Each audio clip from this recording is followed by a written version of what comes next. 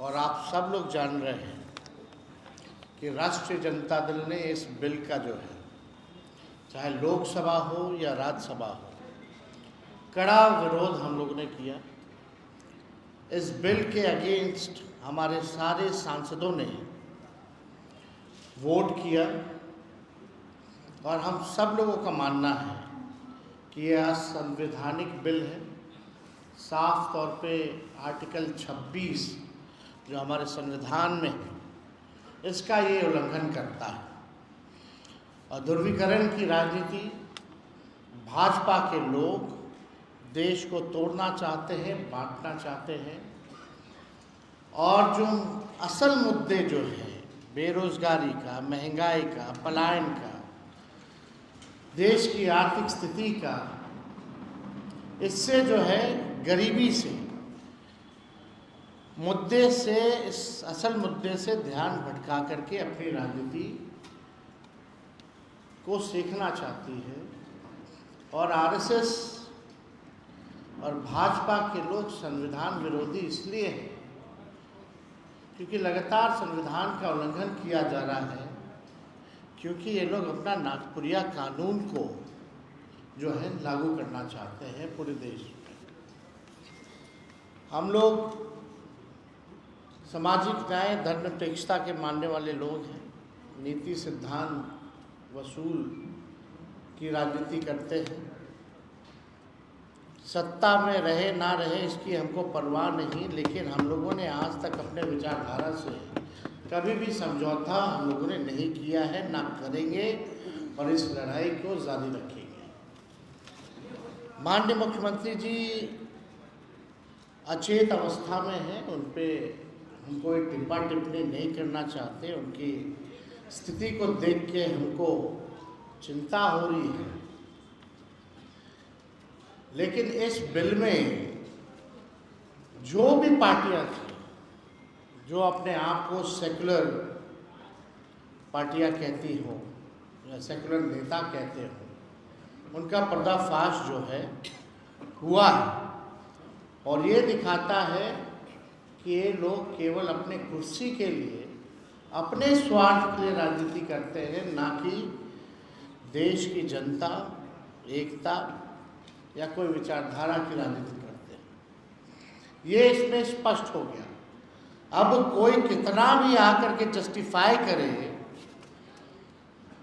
कि नरेंद्र मोदी जी और भाजपा के लोग जो है मुसलमानों का भला चाहते हैं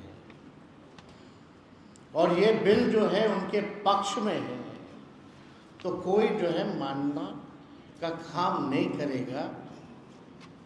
ये सच्चाई है। तो हम आप सब लोगों को बताना चाहेंगे, सूचना देना चाहेंगे कि जिस प्रकार से आरक्षण की लड़ाई, पिछड़ों का, अति पिछड़ों का, दलित आदिवासियों का जो हम लोगों ने 65% बढ़ाया था, जो बीजेपी आकर के रुकवाने का काम की साजिश के तहत आज ये कोर्ट में है और हम लोग कोर्ट चले गए, यानी आरक्षण की लड़ाई के लिए हम लोग कोर्ट गए, सदन में भी आवाज़ उठाया, सड़क पर भी उठाया। ठीक उसी प्रकार से जो अन्याय जो हो रहा है हमारे मुसलमान भाइयों के साथ, इसको लेकर के राष्ट्रीय जनता दल जो है आज हम लोग कोर्ट गए हैं, सुप्रीम कोर्ट गए हैं इस बिल के खिलाफ। तो पहली सूचना ये है। अब आप बताइए, दिन रात जो लोग मुसलमानों को गाली देते हैं, खुलेआम टीवी पे गाली देते हैं, संसद में इनके सांसद मुस्लिम सांसदों को मुल्ला, जिहादी बोलते हैं, इनके सांसद और केंद्र मंत्री गोली मारो सालों को नारा, ऐसी नारों का जिक्र करते हैं। प्रधानमंत्री कहते हैं इन्हें कपड़ों से पहचानो, प्रधानमंत्री कहते हैं मंगलसूत्र छीन लेगा, इनके बिहार के बछौल कहते हैं कि इनको चुनाव का, वोटिंग का अधिकार छीन लेना चाहिए, होली में बाहर मत निकलो। और ये लोग ढोंग कर रहे हैं मुसलमान भाइयों के हितैषी होने का। ये हम सब पूरी देश की न्यायप्रिय जनता ये जानती है कि असल मुद्दों में से ध्यान कैसे भटकाए, इसलिए जो है ये बिल जो है लाया जा रहा है। हमारी सरकार आने पर किसी भी कीमत पे इस बिल को हम लोग बिहार में लागू नहीं होने देंगे, किसी भी कीमत पर।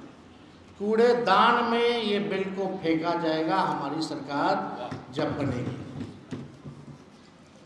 और मैं दलित भाइयों से, हिंदू और पिछड़े अति पिछड़े हिंदू भाइयों से कहना चाहता हूँ कि ये आरएसएस बीजेपी दलित, पिछड़ा, आदिवासी को सामाजिक, राजनीतिक, आर्थिक, शैक्षणिक और धार्मिक रूप से मुख्य धारा में दूर करने की दीर्घकालिक प्रोजेक्ट है। यानी ये नहीं चाहते हमारे जो हिंदू भाई हैं, चाहे दलित हों, आदिवासी, पिछड़ा, अति पिछड़ा, अभी तो मुसलमान निशाना, लेकिन असल निशाना दलित है, पिछड़ा है, आदिवासी है, अति पिछड़ा है। ये लोग नहीं चाहते कि मुख्य धारा में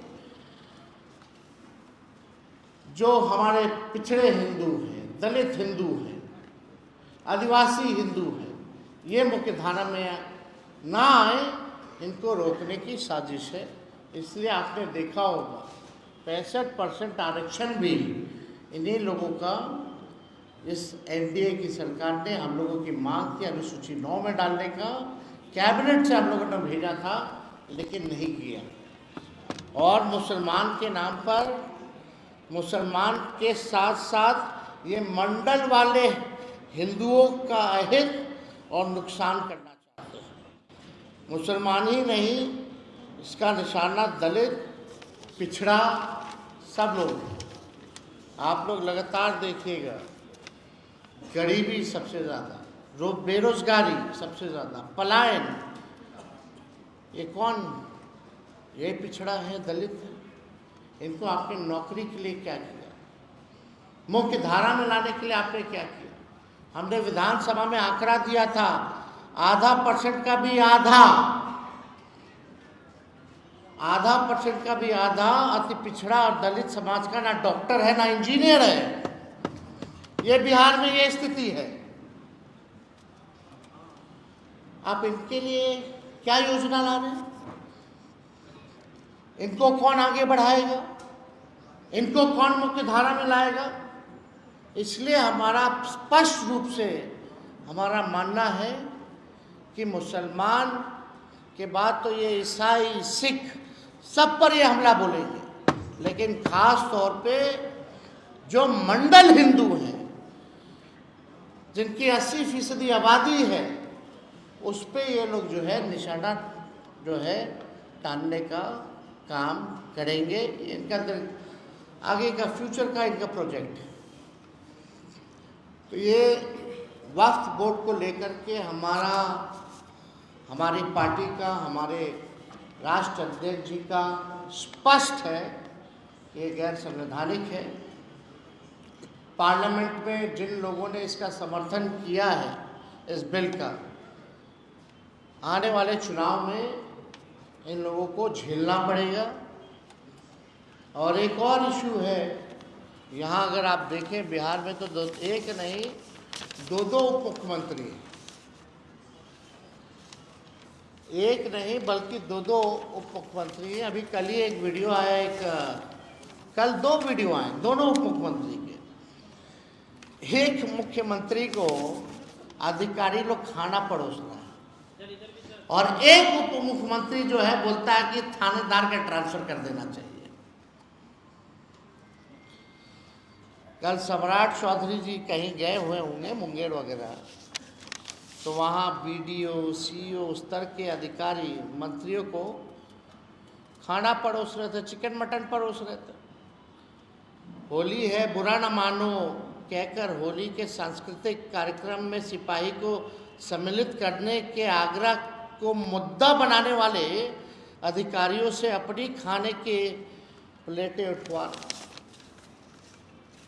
और दूसरी तरफ उप मुख्यमंत्री विजय सिन्हा जी हैं, कितने असहाय और असमर्थ लग रहे हैं कि अपनी ही सरकार के में थानेदार को हटाने के लिए घोस्ट रिक्वेस्ट कर रहे हैं। बेचारे किससे आग्रह कर रहे हैं? यह भी भूल कर खुलकर विरोध भी नहीं कर पा रहे, बोल भी नहीं पा रहे कि आग्रह अगर किस कर रहे हैं तो किससे आग्रह कर रहे हैं, जरा खुल के तो बोलिए। किसको बोल रहे हो कि थानेदार को हटाना? आप तो उप मुख्यमंत्री है। तो स्थिति देख लीजिए प्रशासन क्या क्या हुआ। एक तरफ मटन परोस रहे हैं सीओ बीडीओ, और दूसरे तरफ एक मुख्यमंत्री आगे घोष रिक्वेस्ट कर रहे हैं, पता नहीं किससे कर रहे हैं, कि भैया एक थानेदार को जो है हटा दीजिए। जदयू पार्टी की जो स्थिति है, नीतीश कुमार जी के फोटो को हटा करके अब तो नरेंद्र मोदी जी का फोटो लगाया जा रहा है। जदयू पार्टी में है, मोदी जी की तस्वीर लगाई जा रही है। खाली चुनाव तक ये नीतीश कुमार जी को जैसे तैसे साथ रखेंगे, और उसके बाद क्या परिणाम होना है ये स्पष्ट है, ये सब लोग जान रहे हैं। भाजपा के लोग नीतीश कुमार जी को जैसे तैसे केवल चुनाव तक साथ रखेंगे, उसके बाद पूरी बिहार की जनता जानती है कि उनके साथ भाजपा के लोग जो है क्या करेंगे। जदयू अब बीजेपी के बिहार की इकाई का एक वंचित, उपेक्षित और अल्पसंख्यक विरोधी प्रकोष्ठ बनकर के रह गया। ये जदयू की आज के हाल में स्थिति बन गई। करे तो करे क्या?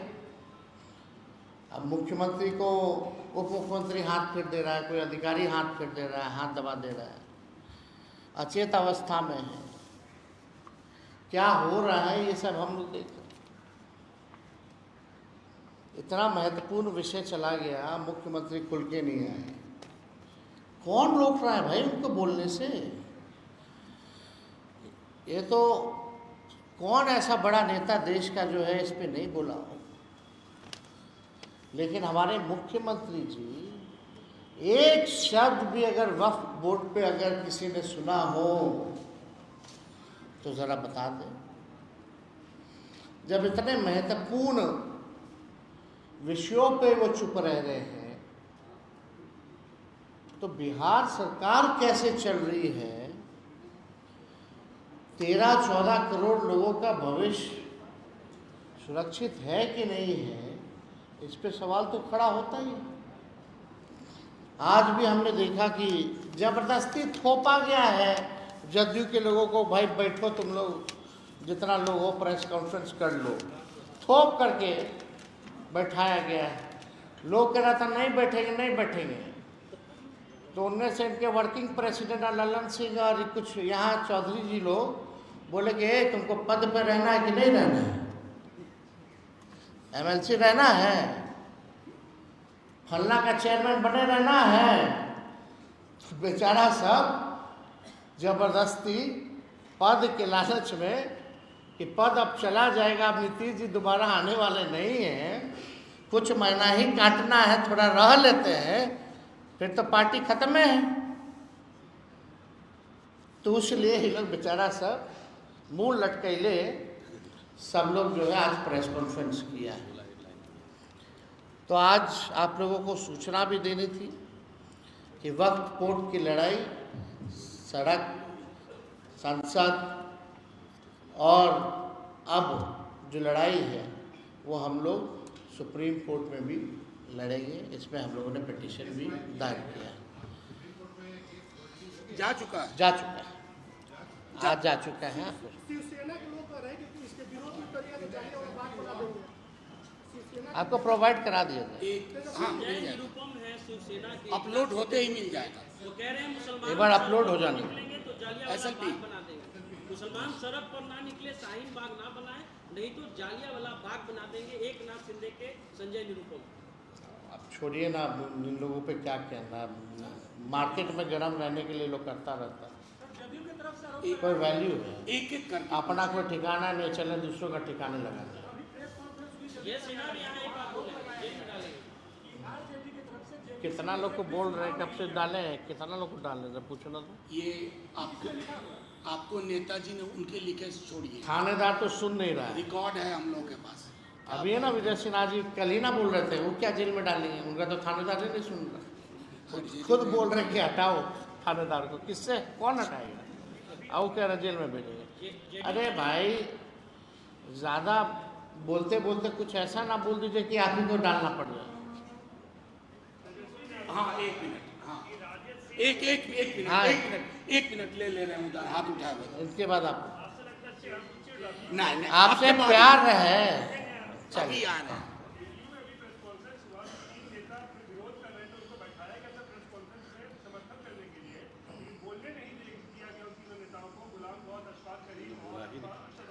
अरे 3 नेता ने, सब बेचारे के पास कोई जवाब तो था नहीं।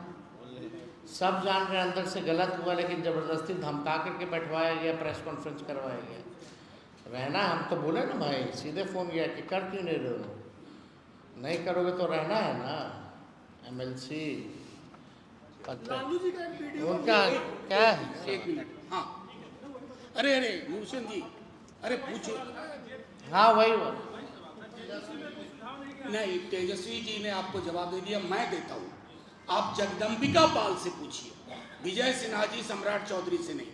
हमने खुद जाकर के मेमोरेंडम दिया और ईमेल में एविडेंस है 18 पॉइंट्स का, बिहार में हमारे सहकर्मियों ने दिया।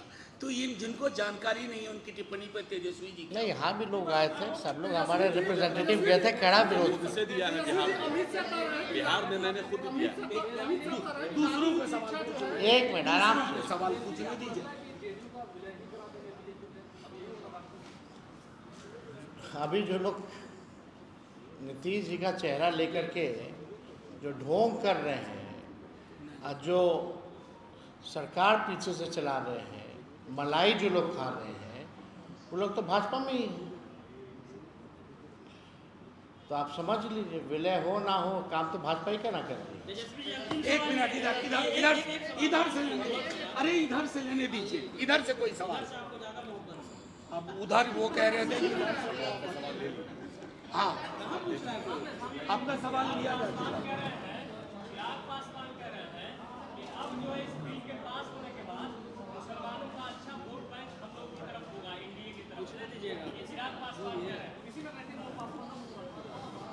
अब हमको इस पे क्या कहना है, अब इस पे क्या बोल सकते हैं मैं? अब तो आप पीछे से आपने छुरी मार, बोलते हैं हम रहनुमा हैं, आप पीछे से आप छुरी मार दो, क्या मतलब है इसका? तेजस्वी जी यही काम किया गया है ना। नेता आएंगे उसका स्वागत जवाब कीजिएगा। यानी ये तो मीठी छुरी वाला काम है, मुंह में मीठा मीठा, मौका मिले तो छुरा मारो अपने स्वार्थ में। उनके पिता ने इस्तीफा दिया था ना, किस इशू पे इस्तीफा दिया था? रामविलास पासवान जी ने गोधरा कांड पे दिया था ना, वो भी कैबिनेट मिनिस्टर थे ना अटल बिहारी जी के समय, क्यों दिया था? या तो उनके पिता उस समय गलत थे, या तो ये गलत है। अब उनसे आप पूछ लीजिए कि आपके पिता गलत थे या चिराग पासवान गलत थे, वो क्या कहते हैं? चलिए सर, एक सवाल सर, जेडीयू के जो नेता इस्तीफा दे रहे हैं या उनके नेता को मुस्लिम आना चाहेंगे, तेजस्वी यादव उनका स्वागत करेंगे? देखिए, कौन इस्तीफा दे रहा है नहीं दे रहा है, ये सब लोग स्वतंत्र हैं, और पार्टी में कोई किसी को आने की अगर इच्छा है तो पार्टी इस पर विचार करेगी।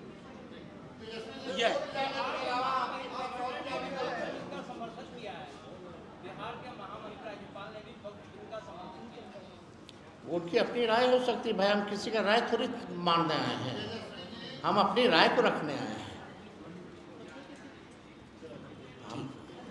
आप बताइए।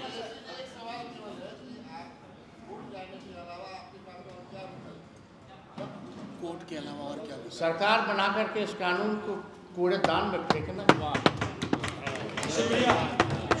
CA NRC का भी हम लोगों ने प्रस्ताव जो है भेजा था कि नहीं भेजा था कि किसी भी कीमत पे हम लोग CA NRC को बिहार में लागू नहीं होने देंगे। सब लोगों ने पास करके भेजा था। ठीक।